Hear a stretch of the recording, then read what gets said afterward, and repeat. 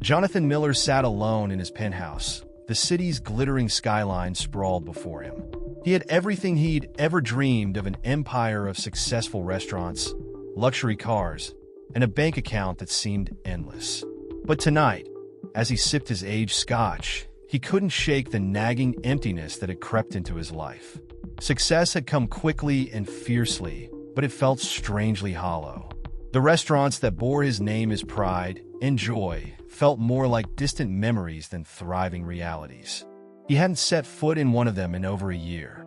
The trouble began a few months ago, during a quiet dinner party with close friends. One of his guests, a respected chef in her own right, had mentioned in passing that the staff at one of his restaurants seemed demoralized. "It's a shame, really," she had said, swirling her wine glass. "They have so much potential, but you can see it in their eyes. They're just going through the motions." At the time, Jonathan had laughed it off, blaming the comment on the industry's inherent challenges. But the words lingered. Then came the letters. Customers, former employees, even a food critic, all hinting at the same thing. Something was off. Complaints ranged from indifferent service to staff who looked overworked and unhappy.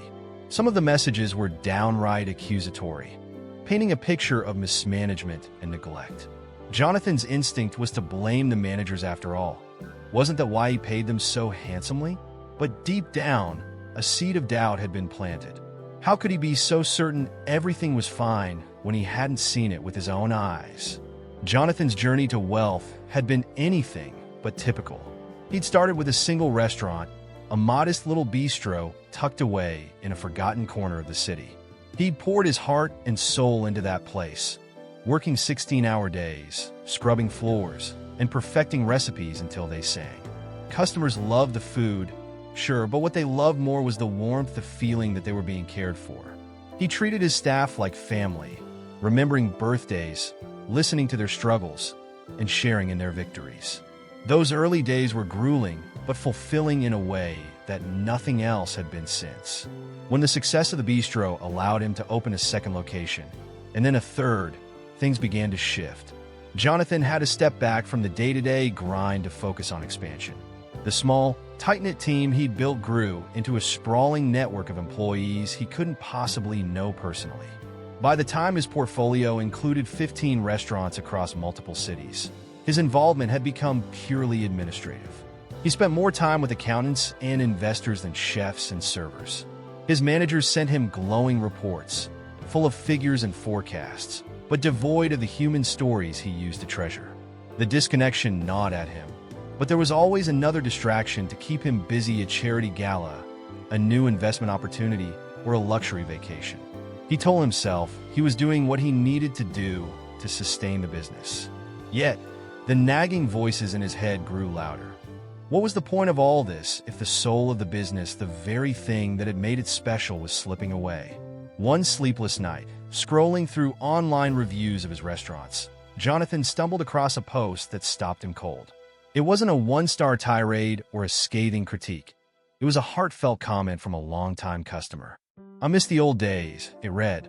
"Back when the staff seemed genuinely happy to be here, and you could feel the love in every bite. Now it's just another expensive restaurant with tired faces." The words stung because they felt true. He couldn't remember the last time he'd been inside one of his kitchens or sat down with an employee to ask how they were doing. As the days passed, Jonathan couldn't shake the feeling that he'd lost touch with the very heart of his business. He thought about the staff who had stood by him in the early days, their unwavering loyalty and hard work. Were they still around, or had they been replaced by new faces? And what about his managers? Were they truly the dedicated leaders he believed them to be? Or had they become complacent under his distant supervision? Jonathan's curiosity turned into a burning need to know. He considered the usual approaches: an unannounced visit or a secret survey, but dismissed them as insufficient. If he wanted to understand what was really happening, he'd have to get closer, much closer. The idea struck him in a flash, absurd and brilliant at the same time. What if he went undercover?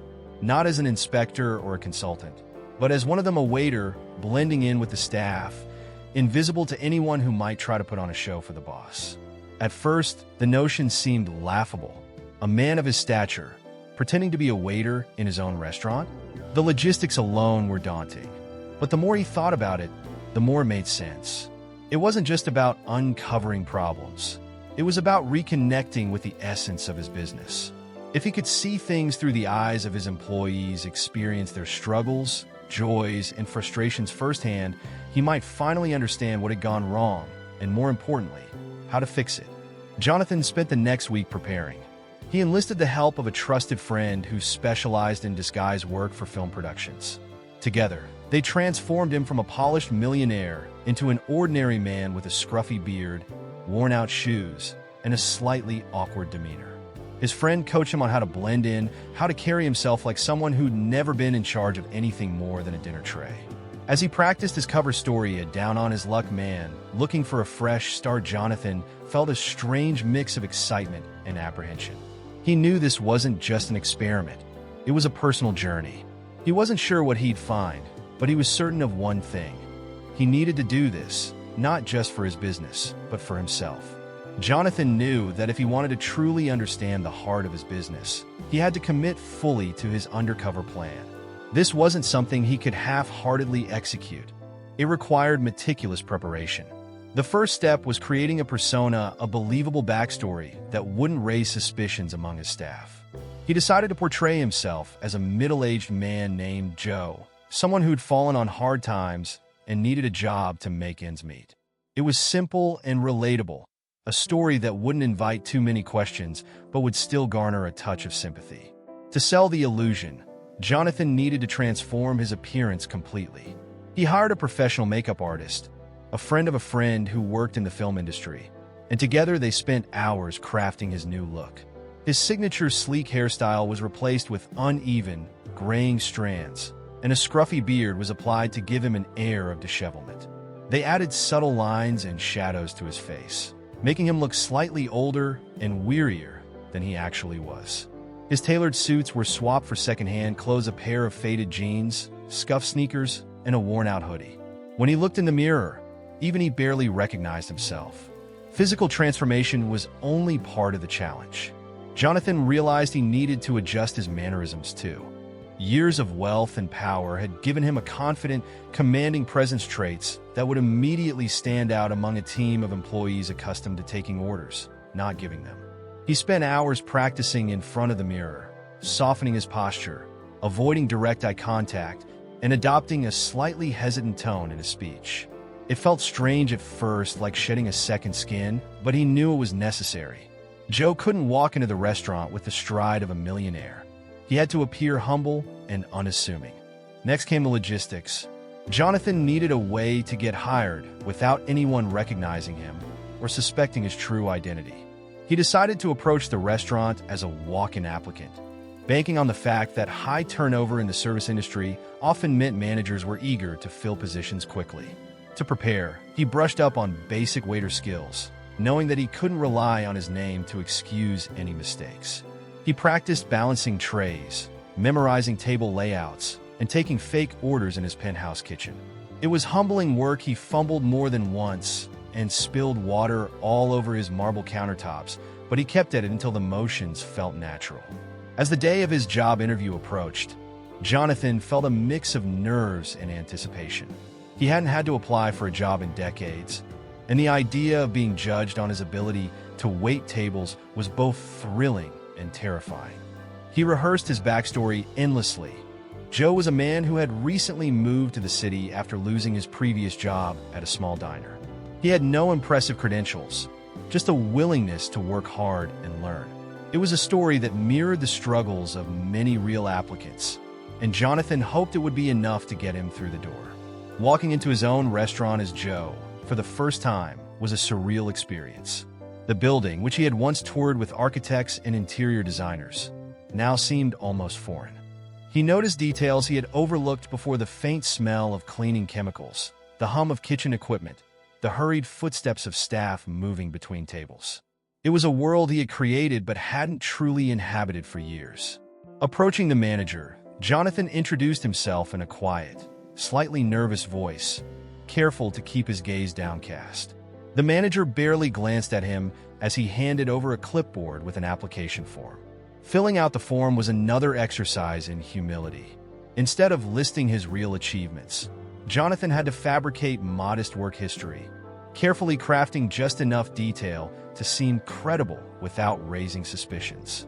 He wrote down the name of a fictional diner in a small town and used a prepaid phone number as his contact information. When the manager skimmed the form and asked a few basic questions, Jonathan's heart pounded in his chest. But to his relief, the managers seemed satisfied. They were short-staffed, after all, and Joe looked like he'd do just fine. Training started the next day, and Jonathan quickly realized how much he had underestimated the complexity of the job.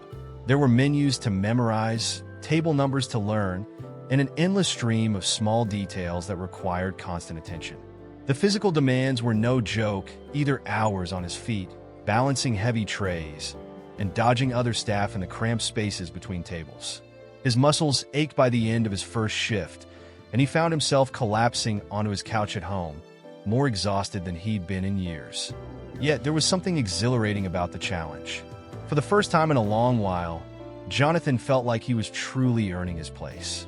Each shift taught him something new, not just about the mechanics of the job, but also about the people he worked with.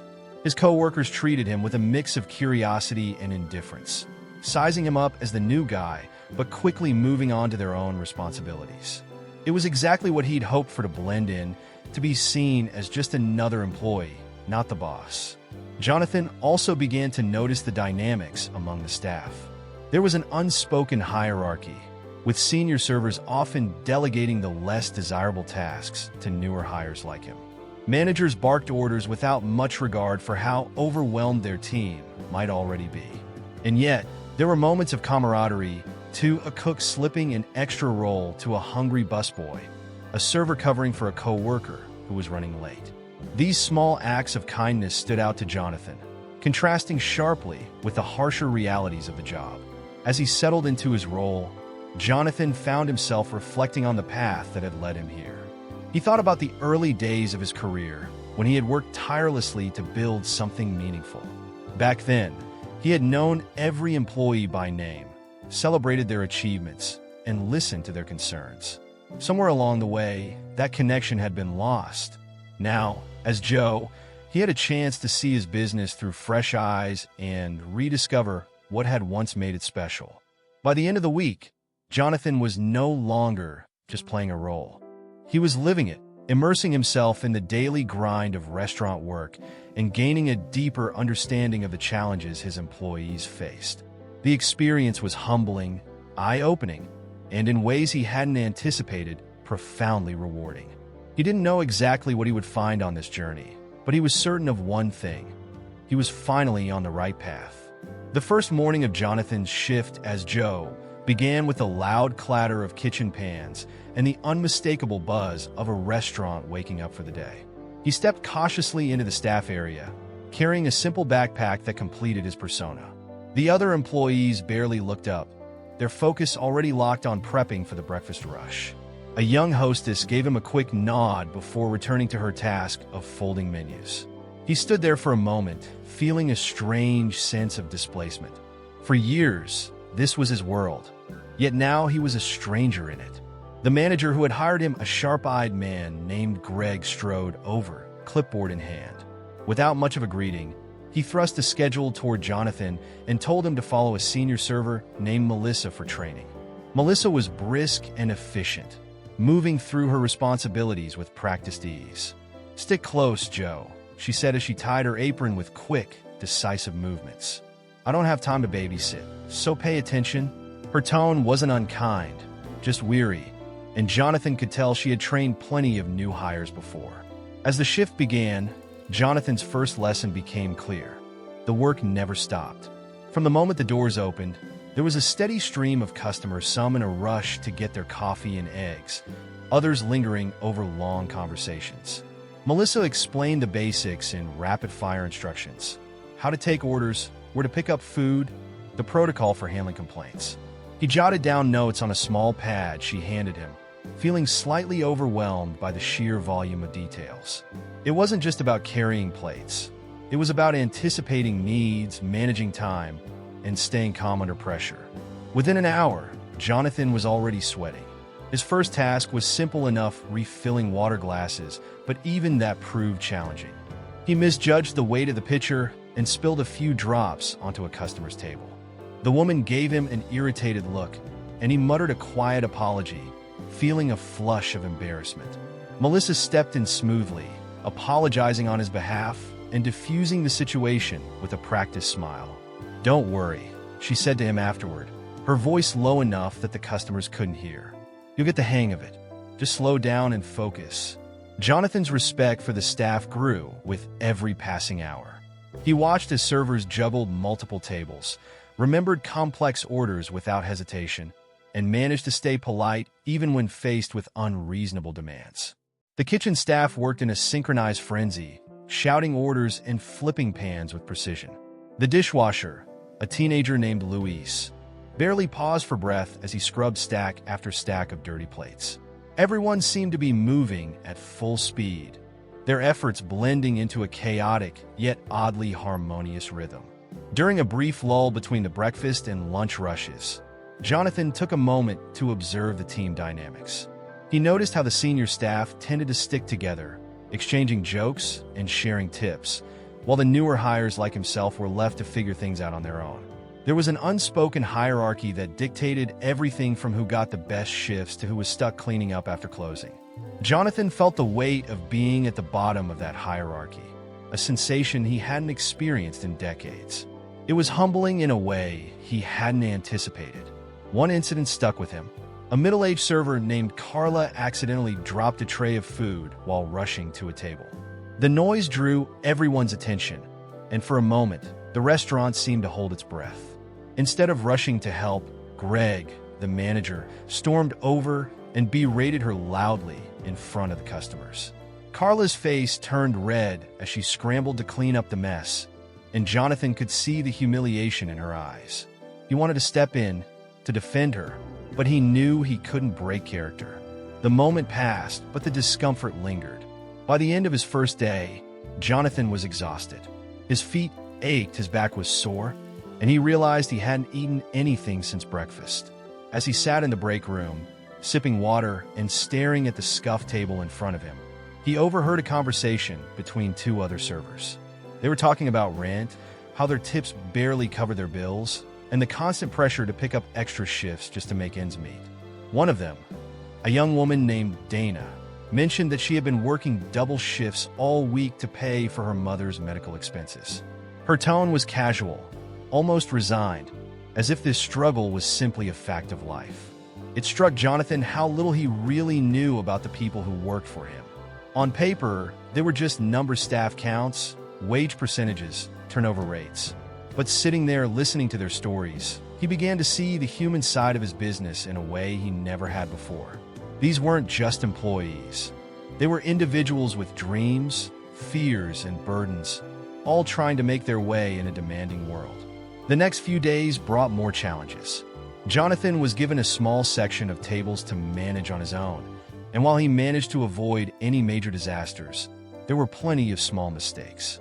He forgot to bring extra napkins for one table, mixed up drink orders at another, and nearly dropped a plate when a customer flagged him down unexpectedly. Each misstep felt like a personal failure, but he also began to appreciate the skill and grace required to do the job well. What surprised him most were the moments of kindness he witnessed. A line cook named Marco noticed that Luis was struggling to keep up with the dishes and jumped in to help without being asked. Melissa lent Dana a few dollars for bus fare when she realized she had forgotten her wallet. Even Carla, despite the harsh treatment she had endured, offered Jonathan a quiet word of encouragement when she saw him struggling to balance a tray. These small acts stood in stark contrast to the harsher realities of the job and gave him hope that there was still goodness to be found. One evening, as the restaurant began to wind down, Jonathan found himself alone in the dining room, wiping down tables.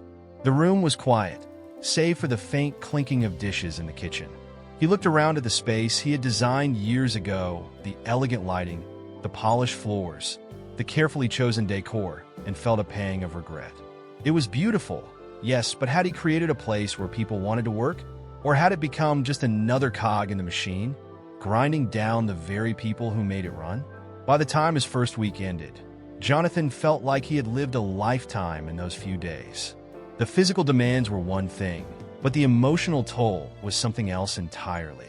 He had entered this world as an outsider, but now he felt deeply connected to it, not as a boss, but as a fellow worker.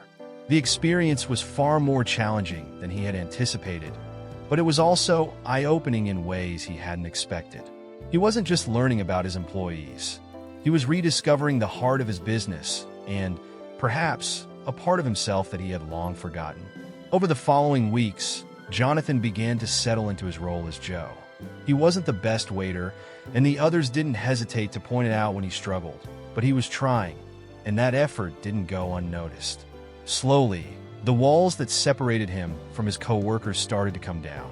At first, it was just small gestures, a passing comment from Melissa about his improving balance with the trays, a nod of approval from Marco in the kitchen when he managed to get an order out without any mistakes. Over time, these small moments grew into genuine connections, and Jonathan began to see the people around him not as employees, but as individuals with rich, complex lives. One of the first to warm up to him was Luis, the young dishwasher. Luis was barely out of high school, with a shy demeanor that made him blend into the background of the bustling kitchen. But Jonathan noticed how tirelessly he worked, scrubbing pots and pans with a focus that belied his youth. During a quiet moment, Jonathan struck up a conversation, asking about his plans for the future. Luis hesitated at first, unsure if Joe was genuinely interested, but eventually he opened up. He talked about his dream of going to college to study engineering and how he was saving every penny to make it happen. Jonathan listened intently, struck by the boy's determination and the sacrifices he was making to achieve his goals. From that day on, Jonathan made an effort to help Luis whenever he could, even if it was just carrying a stack of dishes to lighten the load. Melissa, the senior server assigned to train him, was another person Jonathan grew to respect deeply. She had a sharp tongue and a no-nonsense attitude, but underneath her tough exterior was someone who cared deeply about her job and her co-workers. Melissa had been with the restaurant for years, and she knew the place inside and out. She shared stories of the good old days when the team felt like a family, before the management turnover had eroded the trust and camaraderie they once had. "Things aren't the same anymore," she said one evening as they polished silverware together. "It's like they don't care about us, you know? We're just bodies filling shifts." Her words stung, but Jonathan knew she was speaking the truth. He asked why she stayed, and she shrugged. "It's a paycheck," she said simply. "And some of these people, I'd do anything for them." Jonathan also struck up an unlikely friendship with Carla, the server who had been publicly humiliated by Greg during his first week. Carla was older than most of the staff, with graying hair and a warm smile that belied the stress she carried. She often stayed late to clean up after her shifts, taking on tasks that weren't technically hers because she couldn't bear to leave the place in disarray. Jonathan joined her one evening, silently helping sweep the floor until she finally broke the silence. "You don't have to do this," she said, glancing at him curiously. He shrugged, mumbling something about wanting to help, and she gave him a small, grateful smile. Over time, Carla began to share more about her life of divorce that had left her raising 2 teenagers on her own, the long hours she worked to keep a roof over their heads, the moments she doubted herself but pushed through anyway. Jonathan found himself in awe of her resilience and determination, and he made it a point to offer her encouragement whenever he could. Even Marco, the brusque line cook who initially seemed indifferent to Jonathan's presence, began to show signs of acceptance. Marco was a man of few words, but his actions spoke volumes. Jonathan noticed how he would slip extra food to the younger staff who couldn't afford a proper meal, or how he would step in to fix a mistake without making a fuss. One afternoon, Jonathan complimented Marco on his cooking, and the cook raised an eyebrow. "You're not bad yourself," Marco said gruffly. Jonathan laughed, not sure if Marco was being serious or sarcastic, but it felt like a small victory nonetheless. One of the most poignant connections Jonathan made was with Dana, the young server who had been working double shifts to support her mother. Dana was bubbly and cheerful on the surface, always smiling and joking with customers, but Jonathan could see the exhaustion in her eyes. One evening, he found her sitting alone in the break room, her head in her hands. He hesitated for a moment before sitting down beside her and asking if she was okay. She let out a tired laugh. "Just another long day," she said, brushing off his concern. But as the silence stretched between them, she began to open up. She talked about her mother's illness, the mounting medical bills, and the constant pressure to keep everything together. Jonathan listened quietly, his heart aching for her, and offered what little comfort he could. From that day on, he made it a point to check in with her, offering a kind word or a quick joke to brighten her day. These moments of connection weren't just one-sided. As Jonathan got to know his co-workers, they began to see him in a new light as well. He wasn't just a clumsy new guy anymore. He was someone they could rely on, someone who cared. When Luis was struggling to keep up with the mountain of dishes during a particularly busy dinner rush, Jonathan jumped in to help without being asked. When Dana realized she had forgotten her wallet one evening, he offered her bus fare, brushing it off as no big deal.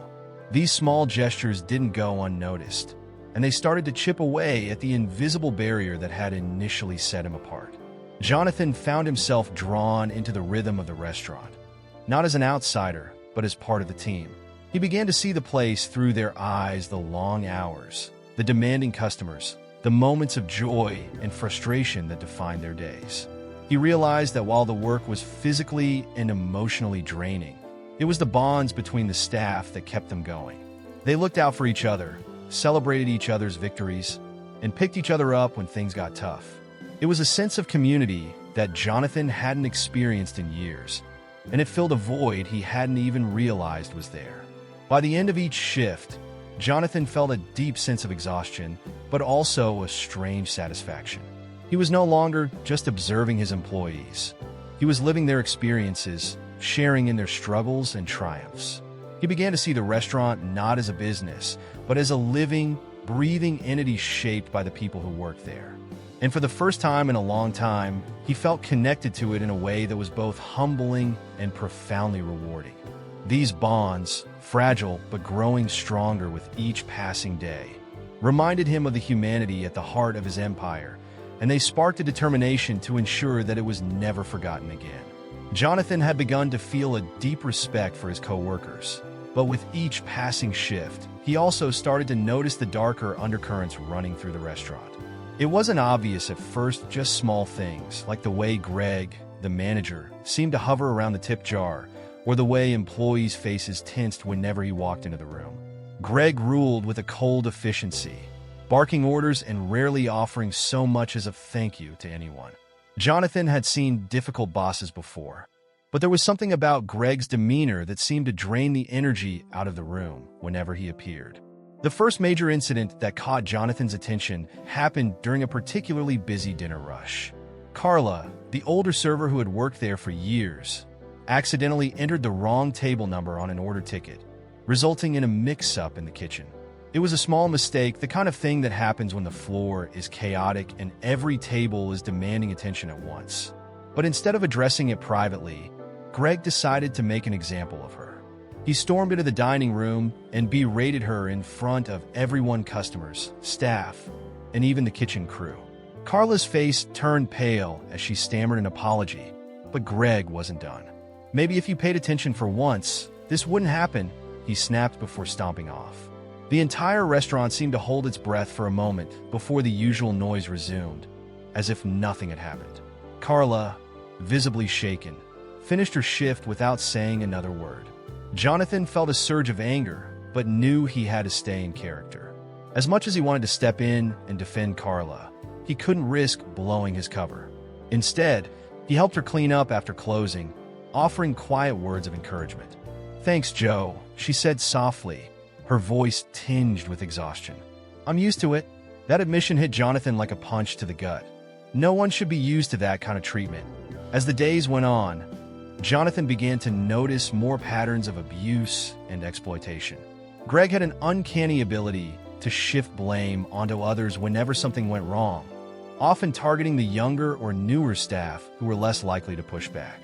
Luis, the dishwasher, seemed to bear the brunt of it. One afternoon, the kitchen ran out of clean plates during the lunch rush, and Greg immediately stormed into the back to yell at Luis, accusing him of slacking off. Jonathan, who had been helping Luis with the dishes at the time, knew it wasn't true. The kitchen was understaffed that day, and Luis had been working non-stop to keep up. But Greg didn't care about the context. He just needed someone to take the fall. Jonathan also began to suspect that Greg was mishandling the tip pool. Servers were required to deposit their tips into a jar at the end of each shift, which Greg claimed was evenly distributed among the staff. But more than once, Jonathan noticed Greg pocketing a portion of the cash before the tips were counted. The first time, he thought he might have imagined it, but after witnessing it again and again, there was no denying it. The realization made his stomach churn. These employees were already working for minimum wage, relying on tips to make ends meet, and here was their manager skimming off the top without a second thought. One evening, Dana, the young server who worked double shifts to support her mother, confided in Jonathan about the scheduling issues. "Greg plays favorites," she said, her voice low so no one else could hear. "If he doesn't like you, he'll stick you with the worst shifts or cut your hours without warning. But if you're on his good side, you get all the easy tables and the best shifts." Jonathan asked how she managed to stay on Greg's good side, and Dana laughed bitterly. "I don't," she admitted. "I just keep my head down and try not to give him a reason to notice me. It's not worth the fight." Melissa, the senior server, also hinted at the toxic environment. "I've seen it all," she said one night as they closed up together. "Managers who play favorites, who take credit for our work, who turn a blind eye to problems because they don't want to deal with it.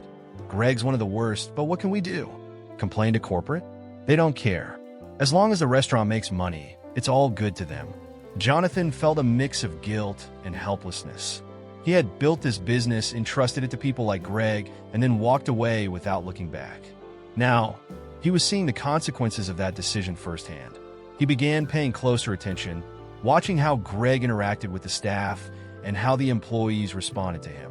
It was clear that most of them were afraid of him, avoiding eye contact and keeping their heads down whenever he was around. Even Marco, the no-nonsense line cook, seemed to tense up when Greg entered the kitchen. The corruption wasn't limited to Greg's behavior. Jonathan noticed other small but insidious practices that exploited the staff. Breaks were often cut short or skipped entirely during busy shifts, with employees too scared to push back for fear of losing hours. Melissa mentioned that overtime pay was frequently forgotten on paychecks, forcing employees to chase after what they were owed. And then there were the constant threats, subtle, veiled comments from Greg about how easy it was to replace anyone who didn't like the way things were run. "There's a line of people out there who'd kill for this job," he would say, his tone dripping with condescension. The breaking point came during a particularly chaotic Friday night. The restaurant was packed, the kitchen was running behind, and tensions were high. Dana accidentally dropped a tray of drinks while rushing to a table, and Greg lost it. He pulled her aside and began shouting at her, his voice loud enough for customers to hear. Dana stood there, tears welling up in her eyes, as Greg berated her for being careless and unprofessional. Jonathan felt his fists clench at his sides, but he forced himself to stay quiet, knowing he couldn't intervene without revealing who he was. After the shift, he found Dana sitting in the break room, her face buried in her hands. "I can't do this anymore," she said, her voice shaking. "I work so hard, and it's never enough." Jonathan sat beside her, struggling to find the right words. "You don't deserve to be treated like that," he said finally. "None of you do." Dana looked up at him, her eyes filled with a mixture of gratitude and despair. "Thanks, Joe," she said quietly. "But it doesn't change anything." As Jonathan walked home that night, he felt an overwhelming sense of anger and responsibility. He had turned a blind eye for too long, trusting others to run his business without truly understanding what was happening on the ground. Now, he was seeing the damage that neglect had caused, good people being exploited, mistreated, and pushed to their limits. He knew he couldn't stay silent any longer. It wasn't just about fixing the restaurant. It was about making things right for the people who had given so much of themselves to keep it running. Jonathan had started this journey to reconnect with his business, but now it was personal. He had to act, and he had to act soon. Jonathan sat in his modest apartment, staring at the ceiling as the weight of the past few weeks bore down on him. The hum of the refrigerator and the faint sounds of traffic outside filled the silence, but inside his head, there was only chaos. Every shift, every interaction, every quiet moment spent listening to the struggles of his coworkers played on a loop in his mind. He had thought he understood the ins and outs of running a business. He had thought that success could be measured in profit margins and glowing reviews. But now, he was faced with a stark and uncomfortable truth. He had failed. It wasn't just Greg's behavior or the mismanagement of the restaurant that troubled him. Those were symptoms of a deeper issue, one he couldn't ignore anymore. The culture he had worked so hard to build in the early days, the camaraderie, the sense of family, the shared pride in their work had withered under his watch. He had been so consumed by expansion and the allure of financial success that he had forgotten about the people who had made that success possible. The realization hit him like a punch to the gut, and for the first time in years, he felt truly ashamed. He thought back to the beginning, to the days when he had worked side by side with his staff, scrubbing floors and perfecting recipes. Back then, he had known every employee by name. He had celebrated their birthdays, offered them support during tough times, and shared in their triumphs. But as the business grew, so did the distance between him and his team. He had hired managers like Greg to oversee the day-to-day operations, trusting them to uphold the values he had instilled. And in doing so, he had absolved himself of responsibility, convincing himself that his presence wasn't needed anymore. But it was needed. The stories he had heard from Carla, Dana, Luis, and the others made that painfully clear. These weren't just isolated incidents or the result of a few bad actors. They were the inevitable outcome of a system that prioritized efficiency and profit over people. Jonathan had created that system, whether he wanted to admit it or not, and now it was up to him to fix it. The memory of Dana's tearful confession in the break room lingered in his mind. "I can't do this anymore," she had said, her voice trembling with exhaustion and frustration. Jonathan couldn't shake the image of her sitting there, so young and full of potential, yet so weighed down by the pressures of a job that should have been a stepping stone, not a burden. He thought about Luis, quietly working through his shifts without complaint, even as the odds seemed stacked against him. He thought about Carla, who had endured years of mistreatment, yet still showed up every day because she had no other choice. And he thought about Melissa, who had once believed in the restaurant's mission, but now saw it as nothing more than a paycheck. These were the people who had kept his business running, who had given their time, energy, and sometimes their dignity to ensure its success. And what had he given them in return? A toxic work environment, a manager who exploited their trust, and a boss who hadn't cared enough to notice. The guilt was almost unbearable, but it was also a catalyst. Jonathan knew he couldn't undo the past, but he could take responsibility for it. He could make things right. The first step was admitting his own role in the problem. For years, he had hidden behind the excuse that he was too busy, that he had earned the right to step back and let others take over. But now he saw that as a cop-out. Leadership wasn't about delegation. It was about accountability. And he hadn't been accountable not to his employees, not to his customers, and not to himself. He spent hours that night reflecting on what he had seen and heard during his time undercover. He thought about the subtle ways Greg had undermined the team's morale, the favoritism that created division among the staff, and the exploitation that went unchecked. But he also thought about the moments of resilience and kindness he had witnessed, the way Marco had stepped in to help Luis, the way Melissa had quietly supported her co-workers, the way Carla had kept pushing forward despite everything. Those moments gave him hope. They reminded him that the spirit of the restaurant wasn't completely gone. It was just buried under layers of neglect and mismanagement. Jonathan grabbed a notebook and began jotting down ideas for how to turn things around. He thought about the kind of workplace he had always envisioned, one where employees felt valued, supported, and empowered. He made a list of changes he wanted to implement: fairer wages, transparent tip distribution, better communication between management and staff, and opportunities for growth within the company. But he knew it wasn't just about policies or programs. It was about rebuilding trust, and that would require more than just words. The next morning, Jonathan walked into the restaurant with a renewed sense of purpose. He was still Joe to everyone there, just another waiter trying to get through the day. But inside, he felt a shift. He wasn't just observing anymore. He was planning, strategizing, and preparing for the moment when he could reveal the truth and start making real change. Every interaction, every task, every challenge was an opportunity to learn more about what needed to be fixed and how he could fix it. By the end of his shift, Jonathan felt a strange mix of exhaustion and determination. He was tired, yes, but he also felt more connected to his business than he had in years. This wasn't just about profits or reputation anymore. It was about people who had trusted him to create something worthwhile and who deserved better than what they had been given. That night, as he sat at his kitchen table with his notebook in front of him, Jonathan made a decision. He wasn't going to wait any longer.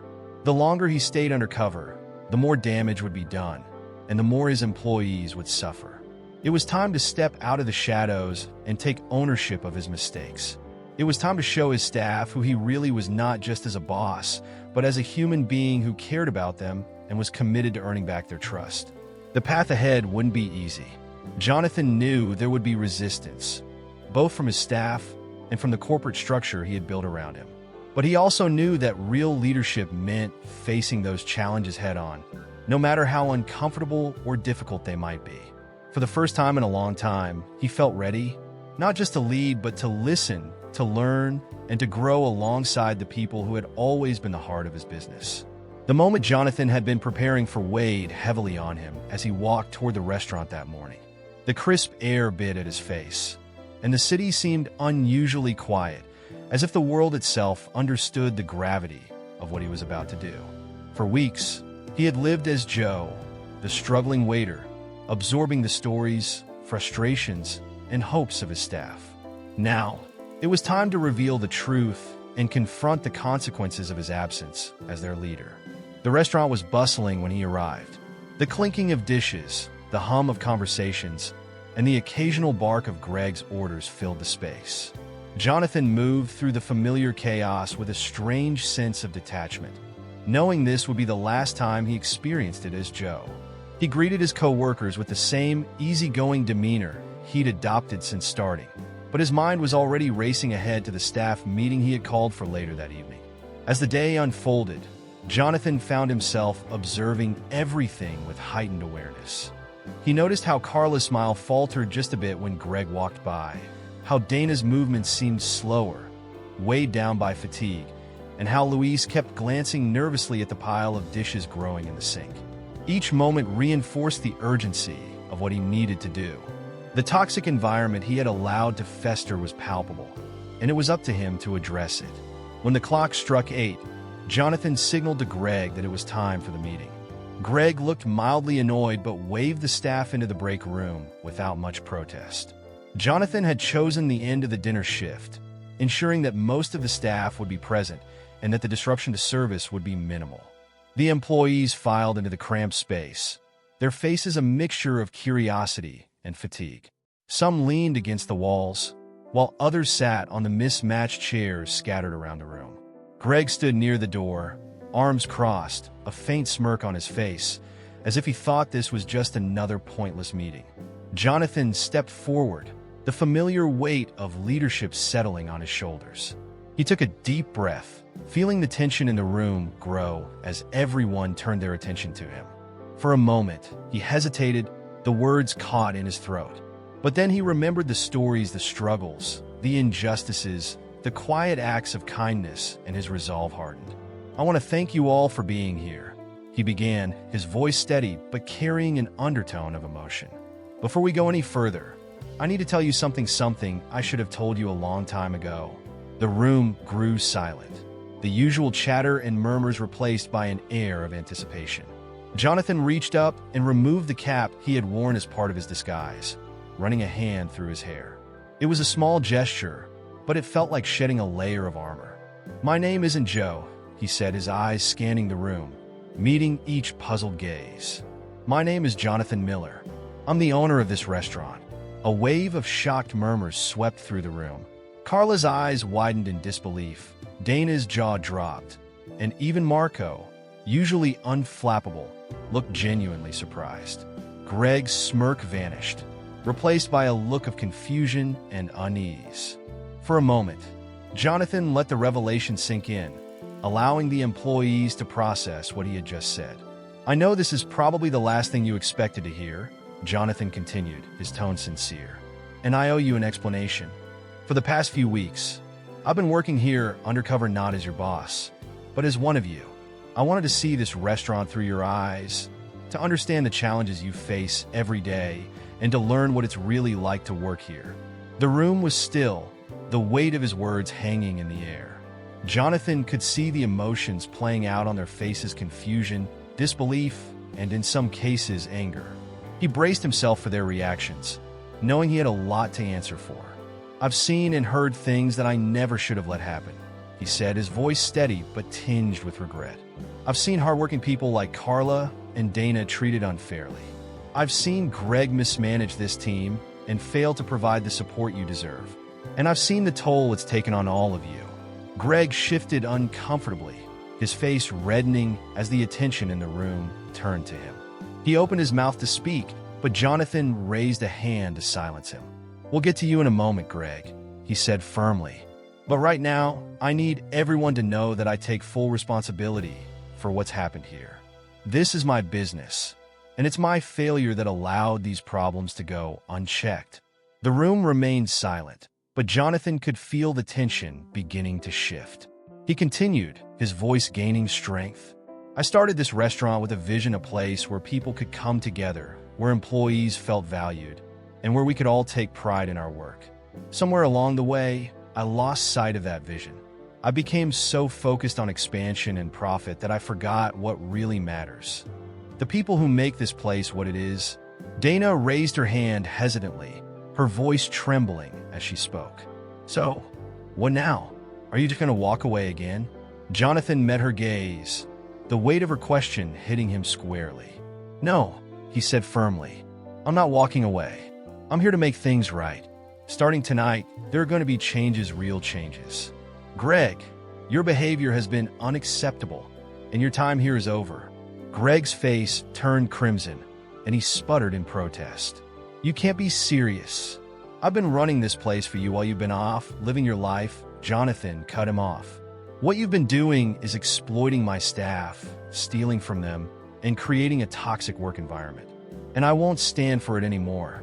He turned to the rest of the room. You all deserve better. Starting tomorrow, we'll have a new manager, someone who understands what it means to lead with respect and fairness. A ripple of relief and cautious optimism spread through the room. Jonathan could see the tension easing, though some employees still looked wary. He knew trust wouldn't be rebuilt overnight, but this was a start. I'm also making changes to how this restaurant operates, Jonathan continued.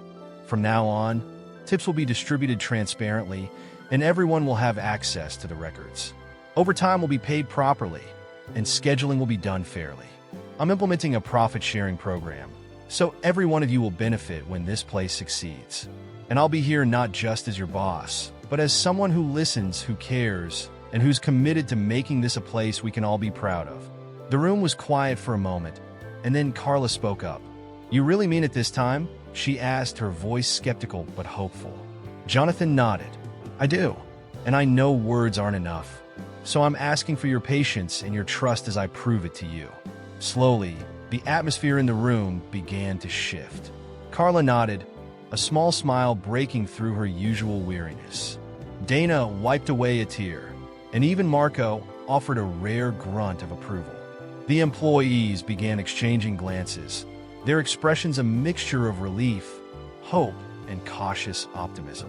As the meeting wrapped up, Jonathan stayed behind, answering questions and listening to concerns. It was a long night, but he didn't mind. For the first time in years, he felt like he was truly part of his own business again. And as the employees began to leave, one by one, Jonathan caught Dana's eye. She hesitated for a moment before approaching him. I didn't think you cared, she admitted softly. But maybe I was wrong. Jonathan smiled, his heart swelling with gratitude. Thank you for giving me the chance to prove it, he said. Things are going to be different, I promise. As he locked up the restaurant that night, Jonathan felt a renewed sense of purpose. The road ahead wouldn't be easy, but he was ready to walk it alongside the people who had always been the true heart of his business. The morning after the big reveal, Jonathan arrived at the restaurant earlier than usual. The space felt quiet and still, a stark contrast to the chaotic energy it usually held during operating hours. For the first time in a long while, he didn't feel like an outsider in his own business. He had spent the night reflecting on the promises he had made to his staff, and now it was time to follow through. Words alone wouldn't fix the damage. It was action that would earn back their trust and begin to heal the fractures in the restaurant's foundation. The first step was addressing Greg's departure. Jonathan had made it clear the night before that Greg's behavior was unacceptable, but now it was time to formalize the decision. He waited in his office, the one he hadn't used in months, for Greg to arrive. When the manager walked in, his face was a mask of barely concealed anger. He sat across from Jonathan, his movements stiff and defensive. "I think we both know why we're here," Jonathan began, his tone calm but firm. "Last night, I outlined some of the ways your actions have hurt this team. Skimming tips, favoritism, public humiliation of staff. It all ends today. I'm terminating your employment, effective immediately." Greg's face flushed, and he leaned forward in his chair. "You think you could just throw me out after everything I've done for this place? I kept this restaurant running while you were off playing boss in your penthouse." Jonathan met his gaze, unwavering. "What you did was exploit the people who worked here and erode the culture this restaurant was built on. You didn't lead, you ruled through fear and self-interest. That's not the kind of environment I want in my business, and it's certainly not the one my staff deserves." Greg scoffed, but he seemed to realize the fight was over. He stood abruptly, muttering under his breath as he gathered his belongings. Jonathan watched him leave, feeling a strange mix of relief and sadness. Greg's departure was necessary, but it was also a reminder of how far things had gone astray under his leadership. With Greg gone, Jonathan turned his attention to the rest of the team. He called Melissa into the office first, knowing her experience and insight would be invaluable in the transition period. When she entered, she looked wary, as if unsure what to expect. Jonathan gestured for her to sit, and she lowered herself into the chair, her arms crossed. "I wanted to thank you for everything you've done to keep this place running," Jonathan began. "I know it hasn't been easy, especially under Greg's management. Your dedication hasn't gone unnoticed." Melissa raised an eyebrow, her skepticism evident. "What's this about, then?" "I need your help," Jonathan admitted. "You've been here for years. You know this team better than anyone, and you understand the challenges they face. I'd like to offer you a management position, not just as a replacement for Greg, but as someone who can help rebuild the culture here." Melissa's eyes widened in surprise. "You're serious?" "Completely," Jonathan said. "You've earned it, and I trust you to lead with fairness and respect. Of course, I'll be here to support you every step of the way." There was a long pause as Melissa processed his words. Finally, she nodded, a small smile tugging at the corners of her mouth. "All right, let's do this." With Melissa on board, Jonathan spent the rest of the day meeting with other staff members to hear their concerns and ideas for improvement. He encouraged them to speak openly, promising that their feedback would shape the changes he planned to implement. It was a humbling experience, hearing firsthand about the struggles they had faced and the ways the system had failed them. But it was also inspiring to see their resilience and their willingness to believe that things could get better. One of the first major changes Jonathan introduced was a complete overhaul of the tipping system. He implemented a transparent, equitable distribution model, ensuring that every staff member received their fair share. He also instituted a policy requiring breaks to be scheduled and enforced, addressing one of the most common complaints among the team. Additionally, he promised to audit payroll to ensure that any unpaid overtime would be corrected immediately. Another significant step was the creation of an employee profit-sharing program. Jonathan explained the details during a staff meeting, emphasizing that the restaurant's success should benefit everyone who contributed to it. "When we do well, you do well," he said. "This isn't just about creating a better workplace. It's about recognizing the value each of you brings to the table." The announcement was met with cautious optimism. Carla, who had been one of the most vocal critics of the old system, approached Jonathan after the meeting. "You're really doing this?" she asked, her voice tinged with disbelief. "I am," Jonathan replied, "and I'm counting on you to hold me accountable." Carla nodded slowly, her expression softening. All right, boss, let's see if you can pull it off. Beyond policy changes, Jonathan also made a point to be more present in the restaurant. He worked side by side with the staff, not as their boss, but as a teammate. He helped Luis in the dish pit during busy shifts, carried plates to tables with Dana, and even spent time in the kitchen learning from Marco. These small acts of solidarity went a long way in rebuilding trust and showing the team that he was committed to walking the walk. The changes weren't without challenges. Some employees were resistant to the new systems, either out of skepticism or fear of the unknown. It took time and patience to address their concerns and reassure them that the changes were in their best interest. There were also logistical hurdles, like reworking schedules and training new hires to fill gaps left by Greg's departure. But with Melissa's help, Jonathan tackled each obstacle head-on, refusing to let setbacks derail his progress. One of the most rewarding moments came when Jonathan sat down with Luis to discuss his future. The young dishwasher had been a quiet but consistent presence in the restaurant, and Jonathan wanted to recognize his hard work. "Luis," he said, "I know you've been saving for college, and I admire your dedication. I'd like to help. Starting next month, the restaurant will cover your tuition costs." Luis's eyes widened in shock. "Are you serious?" "Completely," Jonathan said, smiling. "You've earned it, and I have no doubt you're going to do great things." Tears filled Luis's eyes as he stammered out his thanks. It was a moment Jonathan would carry with him forever, a reminder of why this work mattered and why it was worth every challenge. As the weeks turned into months, the atmosphere in the restaurant began to shift. The staff seemed lighter, more energized, and genuinely invested in their work. Customers noticed the difference too, leaving glowing reviews about the improved service and positive vibe. Jonathan felt a renewed sense of pride in the business he had built, not because of its financial success, but because of the community it had become. One evening, as the team gathered for a celebratory dinner after a particularly busy week, Jonathan looked around the room and felt a profound sense of fulfillment. These people, his team, his family, had weathered storms he hadn't even known about, and yet they had emerged stronger. He raised a glass, his voice carrying above the laughter and chatter. "To all of you," he said, "for your hard work, your resilience, and your trust. This restaurant wouldn't exist without you, and I'm grateful every day to be part of this team." The room erupted in cheers, and for the first time in years, Jonathan felt like he was exactly where he belonged, not as a distant owner, but as a leader who had earned the respect of his team. It wasn't the end of the journey, but it was a new beginning, one built on a foundation of trust, respect, and shared success. The process of rebuilding the restaurant's culture was not a simple task. Jonathan knew it would take time, patience, and consistent effort to repair the damage that had been done. On the surface, things were improving. Greg was gone, Melissa had stepped up as a new manager, and policies had been changed to ensure fairness and transparency. But culture wasn't just about rules and systems, it was about how people felt when they came to work every day. And that was where the real work began. Jonathan started by being visibly present in the restaurant every day. No longer confined to an office or treating the restaurant as a distant investment, he immersed himself in the daily operations.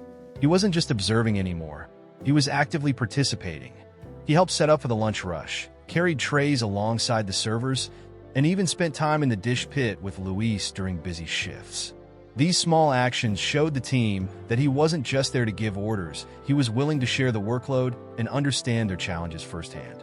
One of the most important changes Jonathan made was creating opportunities for open communication. He set up weekly meetings where employees could voice their concerns, share ideas, and discuss what was working and what wasn't. At first, the staff was hesitant, unsure if their feedback would actually lead to change. But as Jonathan followed through on their suggestions, whether it was tweaking the schedule to give people more predictable hours or investing in better equipment for the kitchen, their confidence grew. The meetings became a space where everyone felt heard and valued, a stark contrast to the environment they had known under Greg's management. Jonathan also introduced a mentorship program to help employees grow within the company. Melissa played a key role in this initiative, using her years of experience to train new hires and coach promising staff members who wanted to move up.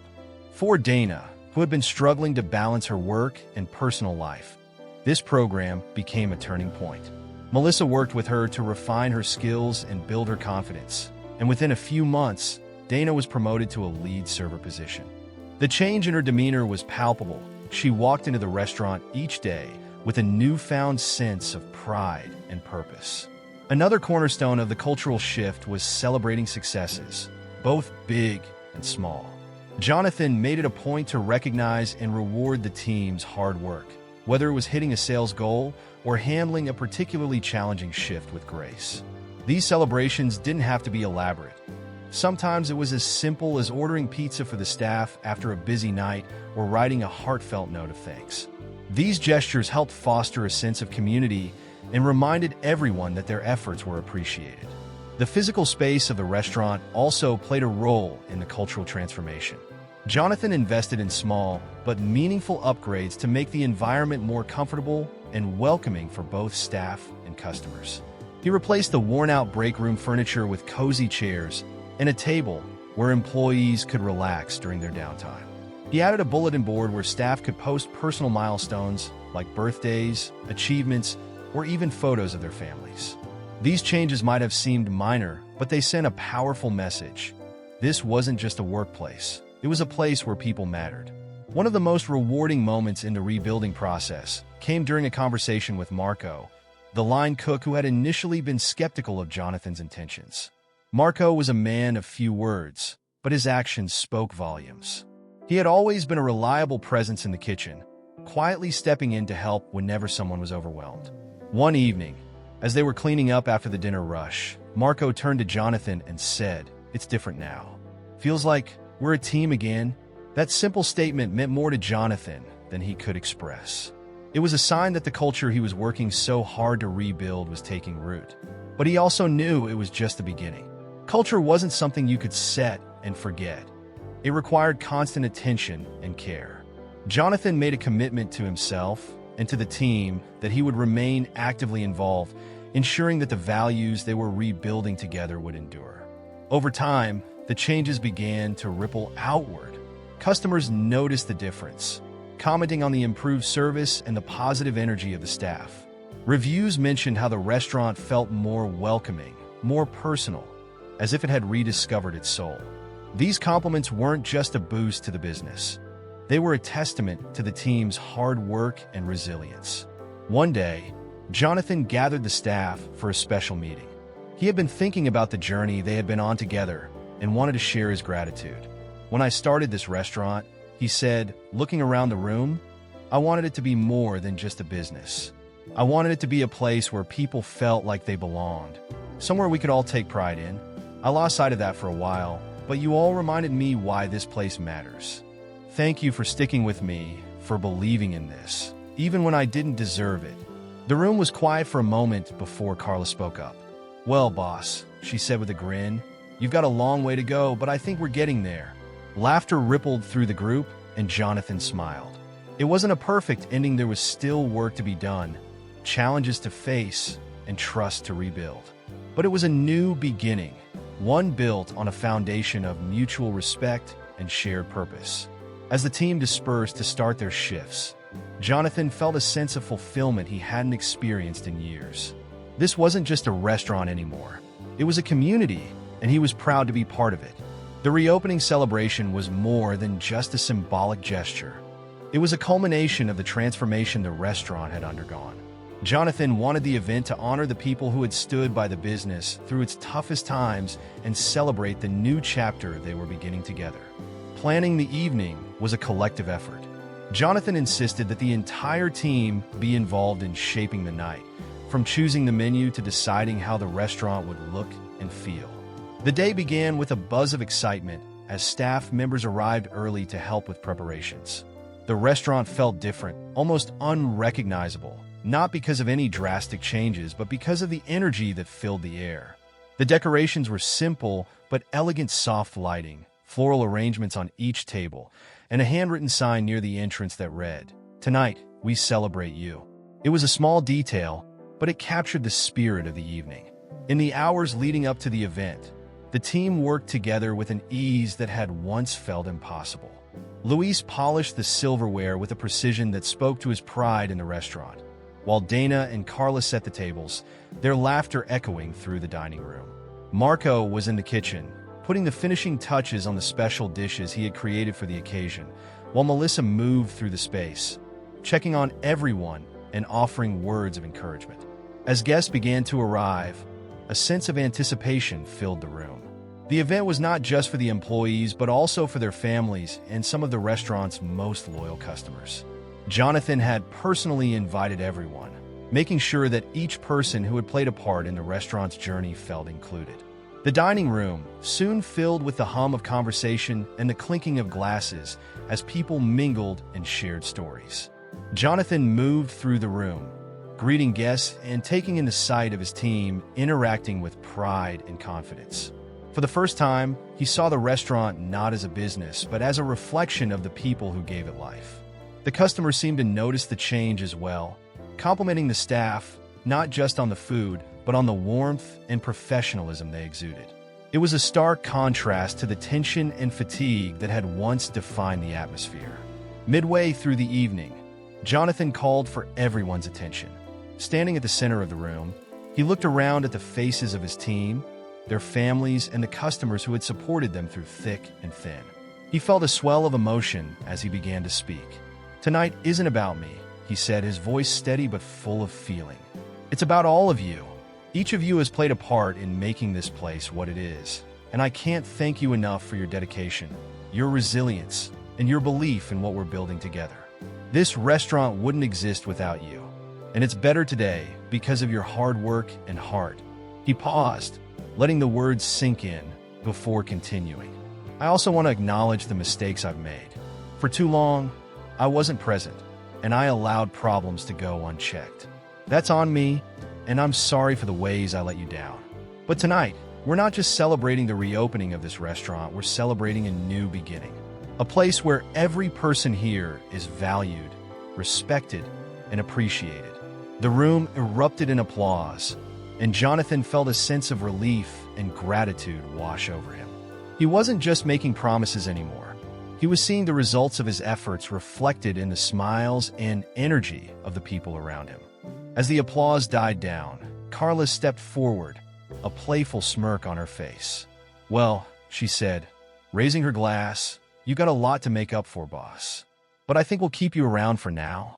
The room filled with laughter and cheers as everyone raised their glasses in a toast. Jonathan smiled, feeling the camaraderie that had been missing for so long finally returning to the space. The rest of the evening unfolded like a dream.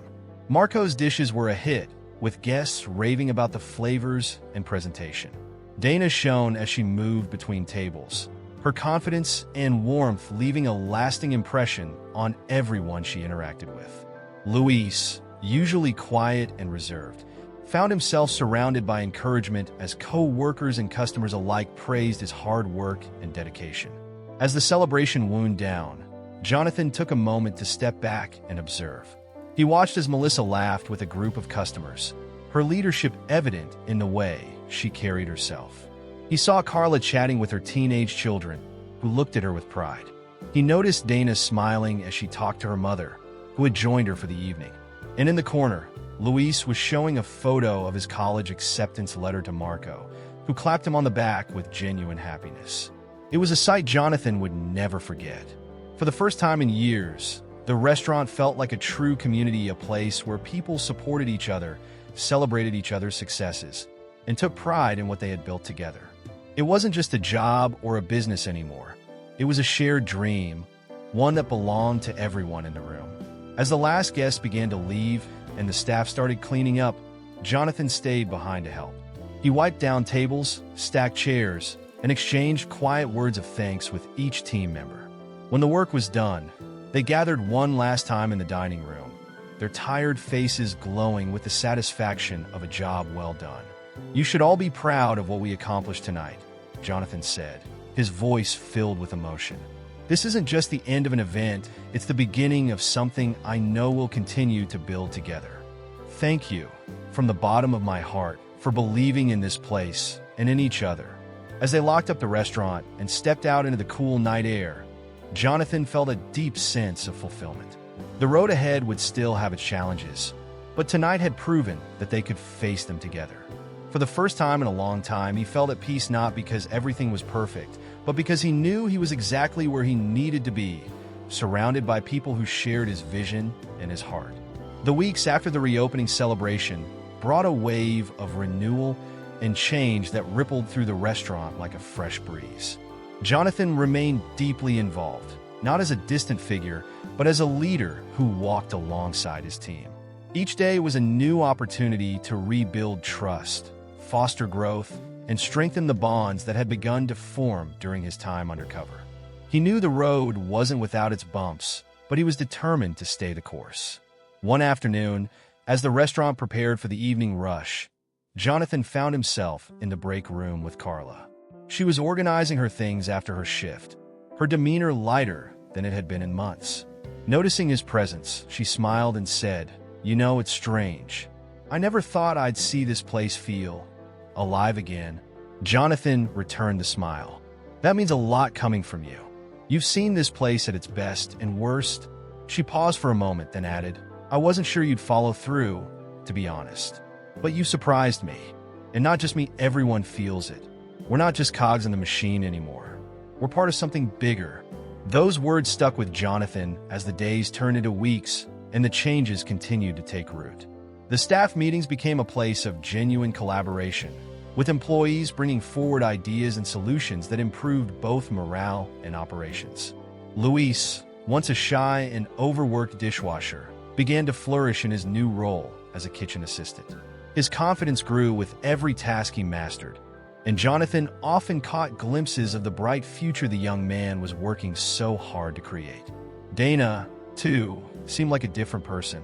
The burden of juggling long hours and personal struggles had begun to lift, and her promotion to lead server gave her a sense of pride and stability she hadn't known before. One evening, as the last table was cleared, she approached Jonathan with a hesitant smile. "I just wanted to say thank you," she said. "Not just for the promotion, but for everything. For listening, for caring. It's made a difference." Jonathan's response was simple but heartfelt. "You've earned every bit of it, Dana. I'm just glad I could help." Moments like these were frequent now, small reminders that the changes he had fought for were making an impact. Customers commented on the improved atmosphere, noting how the staff seemed happier, more energized. The restaurant's reputation began to climb, not just for its food, but for the warmth and professionalism of its team. Jonathan couldn't have been prouder. One evening, long after the restaurant had closed, Jonathan found himself sitting in the dining room alone, the lights dimmed and the tables empty. He looked around the space, his thoughts drifting back to the journey that had brought him here.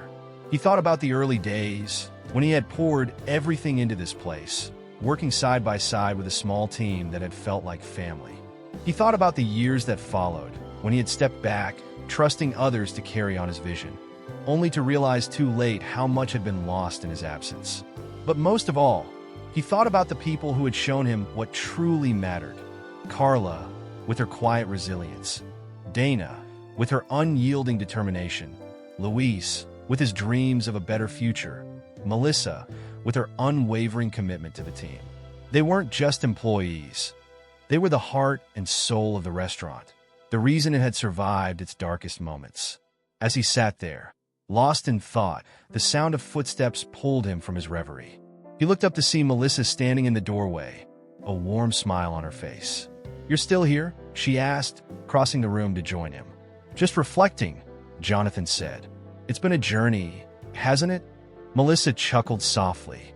"That's one way to put it, but you did it. You turned this place around." "I didn't do it alone," Jonathan replied. "None of this would have been possible without all of you." Melissa nodded, her expression thoughtful. "You know, when you first came back, I didn't think it would last. I figured you'd make a few changes, then disappear again. But you proved me wrong. That means a lot, coming from you," Jonathan said sincerely. "I've learned more from all of you than I ever thought possible." As they sat in silence for a moment, the weight of the journey settled between them, a shared understanding of how far they had come. Finally, Melissa stood, giving him a pat on the shoulder. "Get some rest," she said. "Tomorrow's another day." Jonathan smiled as she left, feeling a deep sense of gratitude. The restaurant wasn't just a business anymore. It was a community, a place where people came together to support one another and create something meaningful. It wasn't perfect and there was still work to be done, but the foundation was stronger than ever. The next morning, Jonathan arrived early, as he often did now, to prepare for the day ahead. He was greeted by Carla, who handed him a cup of coffee and said, "Don't get used to this, I'm not making it a habit." Jonathan laughed, taking the cup gratefully. The playful banter, the smiles, the genuine connection, it was all a far cry from the tension and fatigue that had once hung over the restaurant. And as the team trickled in, ready to tackle another busy day, Jonathan felt a sense of fulfillment he hadn't known in years. It wasn't about the money or the accolades anymore. It was about the people, their stories, their struggles, their victories. They had taught him what true leadership meant: showing up, listening, and putting others first. And in doing so, they had given him a renewed sense of purpose and a deeper understanding of what it meant to build something worth fighting for. As the doors opened and the first customers of the day walked in, Jonathan looked around the bustling dining room, a smile spreading across his face. This was what success looked like, not the numbers on a spreadsheet, but the laughter of a team that had become a family, the joy of creating something together, and the knowledge that they were strong.